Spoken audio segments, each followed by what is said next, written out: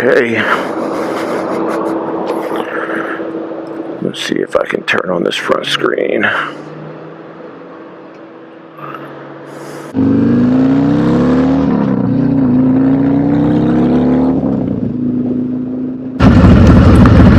The first time I heard this concept, it was a mentor of mine talking about smoking cigarettes.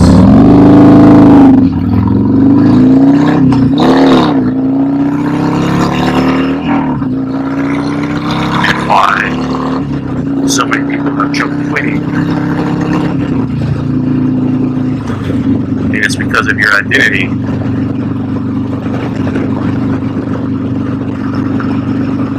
What happens is, if you're a smoker, the only reason why you would be a smoker is because you identify as a smoker, period. Just like if you're a non-smoker, it's because you identify as a non-smoker. So there's nothing wrong with having an identity, but understanding your loops and your toxic traits, your shadow side.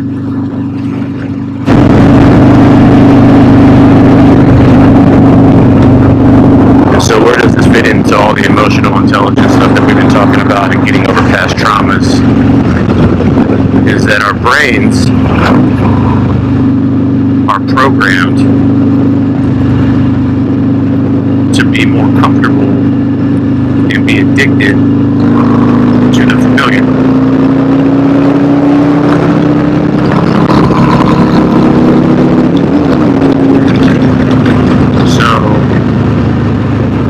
Even if the familiar is toxic and it's killing you, it's smoking, it's being depressed, it's being triggered all the time, whatever your natural state is, it could be killing you. But because it's there more consistently,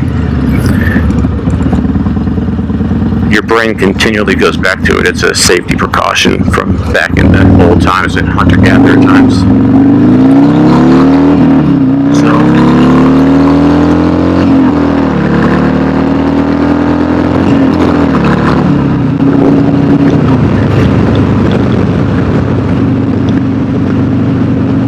understanding that, we can slowly go back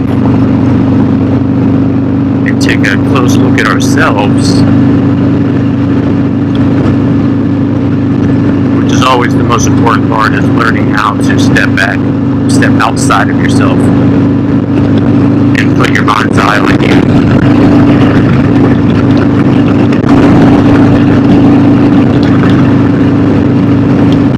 Because you're not your brain. So your brain might have these addictions and these identities, but that's not you. You're the awareness that's behind that. But you're stuck in this body.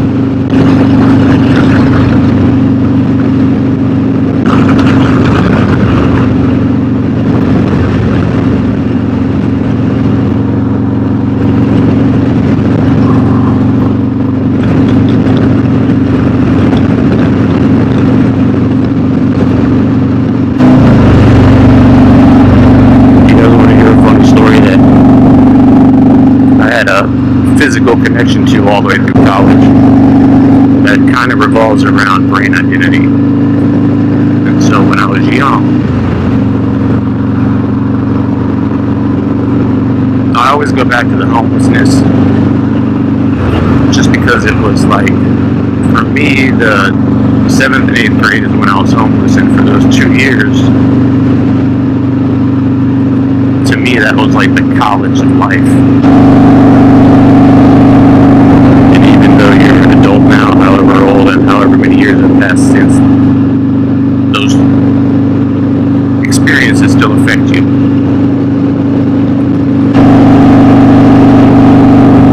So then one day I was like, fuck it, I'm just gonna steal a 40, but my brother was with me, he wanted a 40. And so I go in, this is where the baggy pants come in handy is.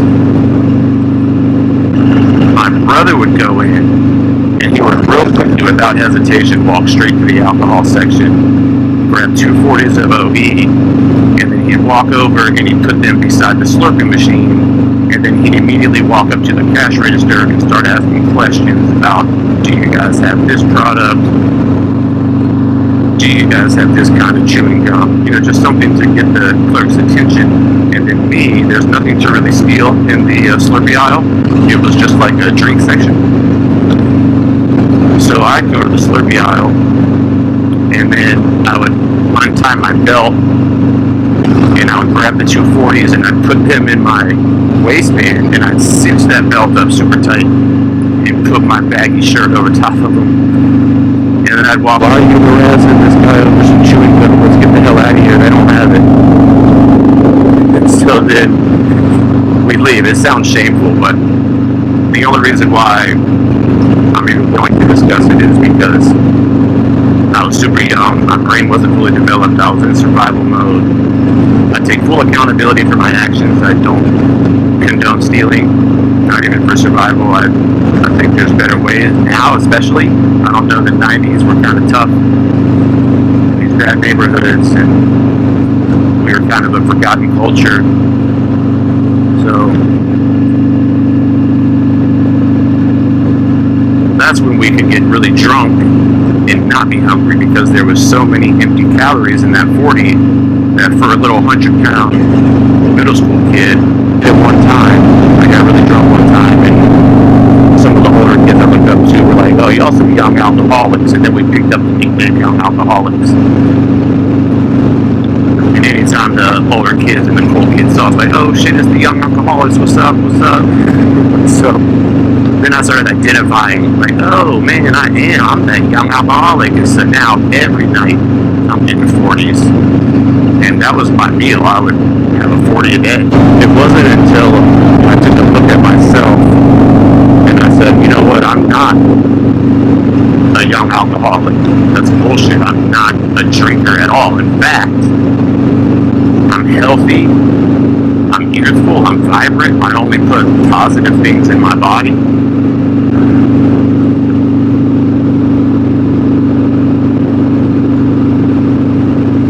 And I stopped drinking.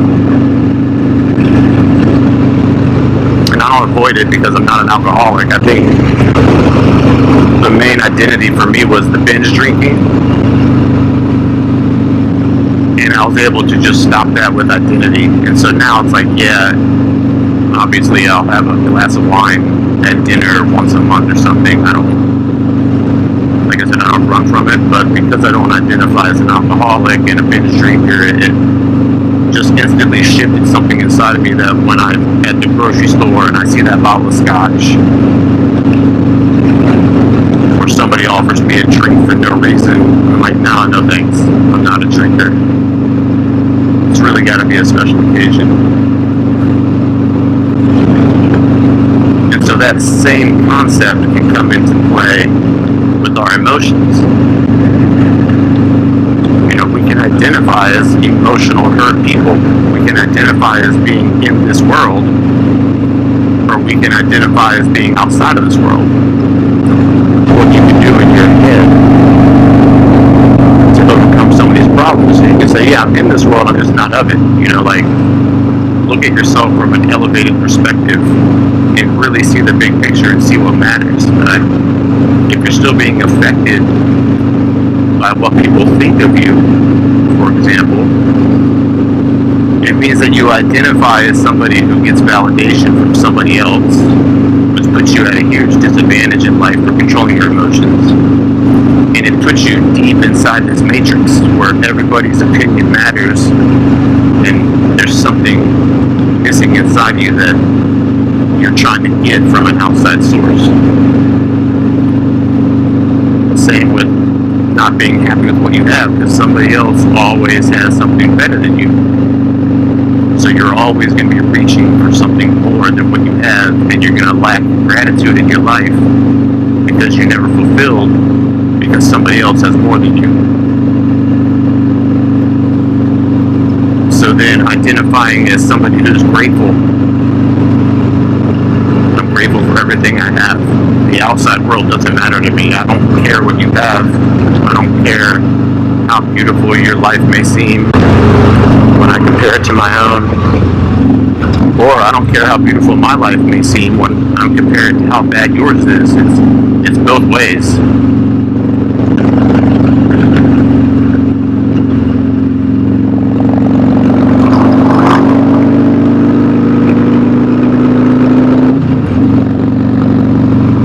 so by controlling your brain's identities, you can control how the traumas affect you.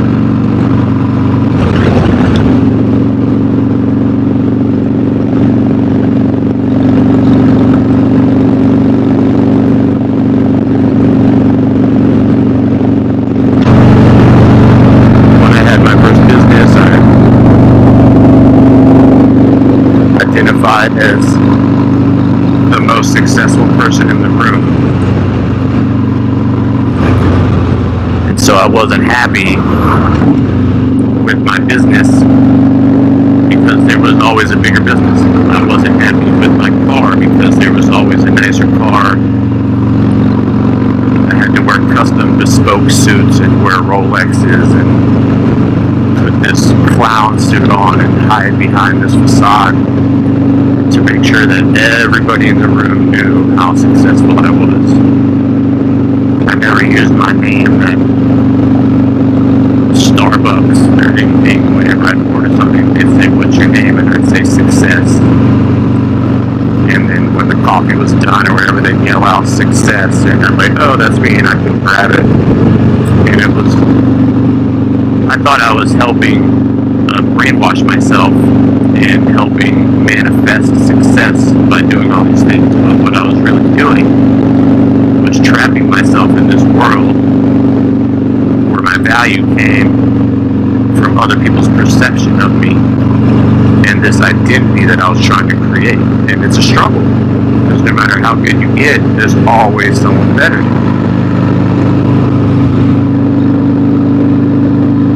And so identifying as enough, I am enough. I am whole and perfect right here, right now. I think one of the biggest problems with the human species is that we think we have to have some big purpose and some crazy growth. And that's why the Buddhists compare themselves to trees. You know, they're deeply rooted in the ground, completely grounded, and they just grow.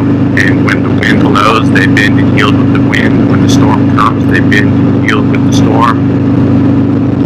And that's their analogy for life. When hard times come, just be fluid with it. Let it pass. Stay grounded. Just grow. And there might be a tree in the forest that's bigger than you, or there might be a tree that has more leaves than you, but it doesn't make that tree have any more essence than you. That's how Buddhists move about, and it's really beautiful.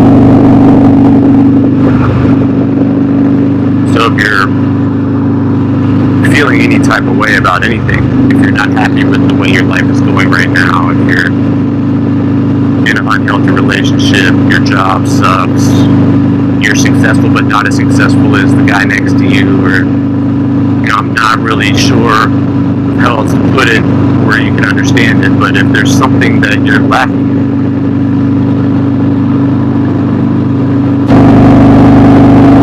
nobody on their deathbed has ever said that they wish they made that extra dollar.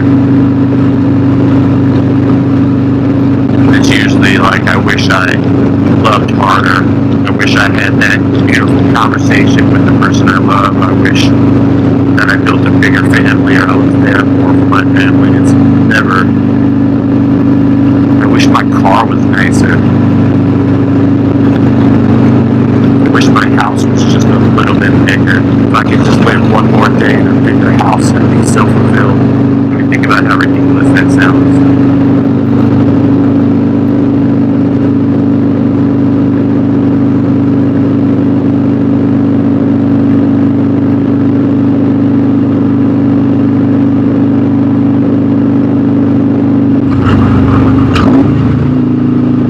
Lots of traffic up ahead, so I'm going to dance a little bit through here.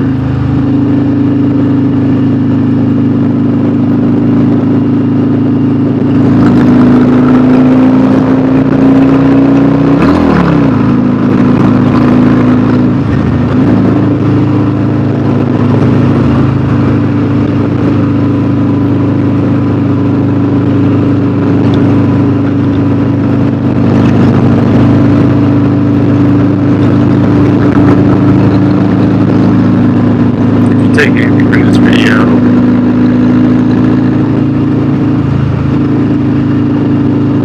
I think it's just that this is our life. We're not victims of it. We own it. We command it. And if you're commanding anything that's negative or depressing, it's just because you're allowing yourself to get too caught up in a place that you don't belong. We're cosmic. We come from the stars. The same dust that's in us that makes us of our same composition is alien. It's what's in outer space right now. It is billions and billions of years old. And it knows better. And that higher version of yourself knows that you're living small. And it's that conflict between your lower self and your higher self that's causing these issues.